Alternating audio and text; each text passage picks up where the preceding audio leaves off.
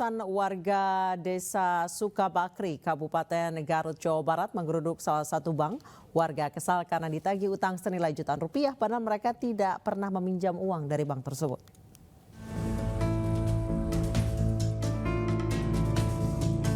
Ratusan warga yang mendadak punya utang dan dirugikan dalam kasus pinjaman fiktif oleh PT Permodalan Nasional Madani atau PNM di Desa Sukabakti, Kecamatan Tarogong Kidul, Garut, Jawa Barat. Warga yang terkena tagihan fiktif tersebut besarannya bervariasi mulai dari ratusan ribu hingga 2 juta rupiah. Pihak PNM akan bertanggung mengenai persoalan tersebut setelah ada kesimpulan dari hasil pemeriksaan dan verifikasi. Kita sedang melakukan verifikasi dulu Pak, berapa jumlah korban yang merasa dirugikan itu Pak. Nah kemarin udah aparat sama kepolisian dan segala macam. Kita siap sih bertanggung jawab apapun Pak. Saya belum bisa pastikan karena jumlahnya masing-masing berbeda. Tapi mencapai ratusan Pak? Yang terindikasi sebenarnya 400 nasabah, tapi yang baru lapor semua.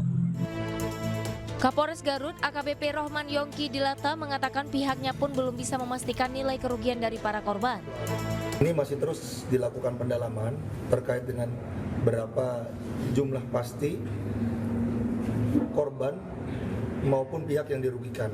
Sampai dengan saat ini kami masih menunggu pihak-pihak yang akan melaporkan kepada kami, pihak kepolisian, karena ini juga menjadi bahan kami untuk menindaklanjuti laporan-laporan yang sekiranya akan masuk.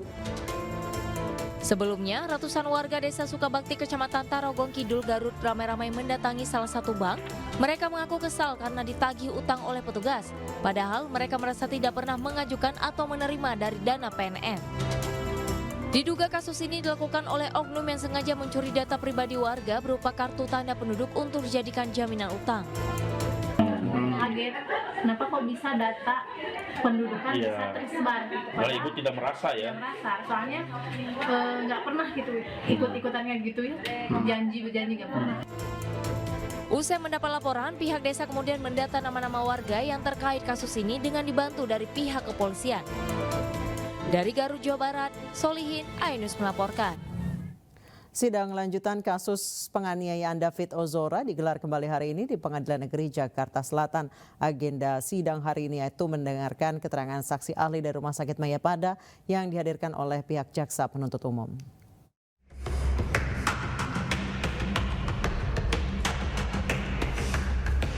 Sidang lanjutan penganiayaan terhadap David Ozora yang dilakukan oleh Mario Dandi dan rekannya kembali digelar hari ini di ruang sidang utama Pengadilan Negeri Jakarta Selatan.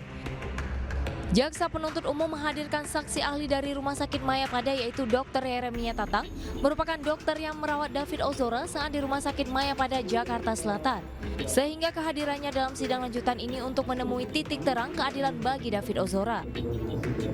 Jadi sebenarnya kan sidang hari ini kan untuk menilai kondisi si David dari awal masuk sampai dia pulang. Yang memang ini kan kondisi memang trauma berat dan memang kondisinya membaik pun juga melalui treatment yang sudah cukup lumayan banyak. Yang sekarang sih fokusnya dia sih menjalani terapi dulu untuk memaksimalkan fungsi yang sudah ada yang hilang. Jonathan Latumahina, ayah David Ozora, memastikan apa yang disampaikan oleh Dr. Tatang adalah fakta medis terkait kondisi David Ozora usai mendapatkan penganiayaan dari Mario Dandi dan rekannya. Dengar lebih detail lagi, terutama kenapa kita akan kejar terus, karena memang kalau fokus kita adalah bagaimana David ini bisa kembali normal, tetapi menghadapi sebuah fakta yang Dokter Tatang aja menyampaikan ini kalau balik 100% susah.